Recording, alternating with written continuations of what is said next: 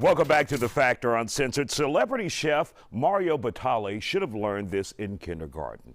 The importance of keeping your damn hands to yourself. As our next guest explains, that advice works for everyone of all ages, especially for staying out of legal trouble. And Batali was found guilty, and he's lucky today. Not guilty. So, Charles, you are a public figure and we're out in the public, and it gives you concern when you have individuals who run up to you and take a selfie, and then you don't know where that goes and what they're going to do with it and what they're going to claim.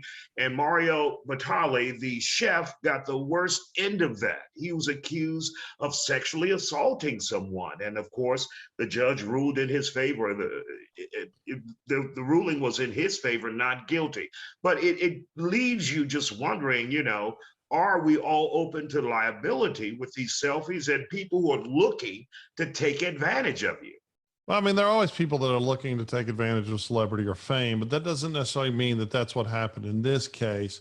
But I don't have the problem that you have, or like our mutual friends Bun B or Zero have. I don't have a lot of people running up wanting to take a selfie with me.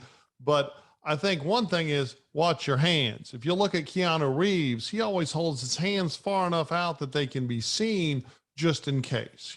I never agreed with the argument that you should believe all women, but I most certainly think that all women or all alleged victims of sexual assault should have their allegations investigated, right? In this case, there were some real credibility concerns. There was some sworn testimony that she wasn't looking for money, but she had text communications that suggested different.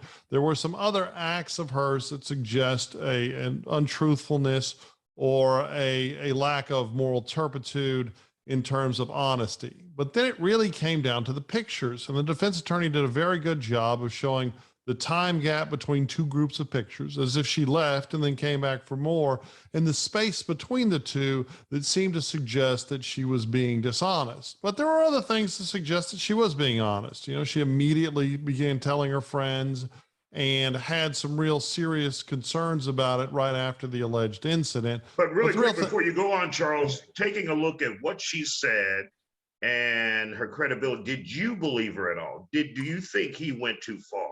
Well, I think it's competing because, look, you have a whole bunch of complaints against the chef, right? It's not just her claim. Apparently, there's 2 decades of claims, and typically where there's smoke, there's fire. So, I mean, just the sheer number of claims. But again, you're not found innocent in a criminal trial. You're found not guilty. And the burden for the state to steal your liberty is very high, and it should be, right? But it doesn't mean that he's been exonerated. However, I do think the defense attorneys did a very good job at making it clear that her story had some massive holes in it. And that's why you can't believe all of anybody, right? There's no demographic that has a monopoly on truthfulness or dishonesty, and there's no immutable characteristic group that's always one thing or always the other, right? We're all individuals. And I think you're right, Isaiah. You got to be careful, but you got to be extra careful when you're really good looking like you, Isaiah. When you look like Shrek, like me, now I can just kind of hang back. You know what I'm saying? Hey, look, I've been out with you, Charles, and people pass me up to get pictures with you. Oh, come on. Stop playing. I was there. They just think I'm a basketball player or something because I'm a giant. Not that I think you'd ever do anything like that, because I know you, Isaiah, and I know you won't. But it's very easy, as you said, for people to paint a false portrait. And people need to be mindful. But also a lot of times that people like you or people like some of our mutual friends that are in the public eye, they don't really have a choice. I've watched people just run up and put their arms around them and jump on them and interrupt dinners and meals. And that's intrusive. But on the flip side, I think they all find, and I think you'd agree, that being famous, even just Houston famous, which is the coolest kind of famous, is still pretty damn cool. I'm just a working reporter, nothing more, nothing less. That's it. But anyway, Charles, when we have a situation like this and someone faces this type of allegation, and one of the things I said to you initially was this guy is probably spending thousands, possibly tens of thousands. You said way more than that. Right. Oh, yeah, no, I'd imagine to defend this case and the civil case that went along with it, because mind you, she went after him civilly as well. I think he's probably spent easily 6 figures. I mean, the lawyers are expensive. I mean, we're a bunch of parasites, and it's not an inexpensive endeavor, right? And so the best thing to do is I think every person that's really famous or quasi-famous should look at the Keanu Reeves model. He is very cognizant of where his hands are, and he always is kind first, right? And be kind and be honest and watch yourself. And I will tell you, if you look at the aggregate number of complaints against the chef, it suggests that there is at least some sort of problem. She might not have been a victim, but there most certainly have been victims. And I think it's probably ended a large part of his career.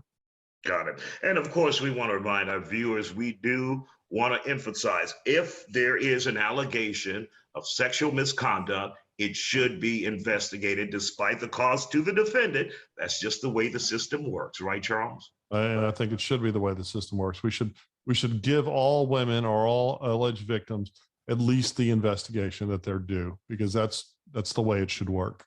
All right. Always good to see you, celebrity. Charles, that woman ran right past me to you and got your photo. Thank you for having me on.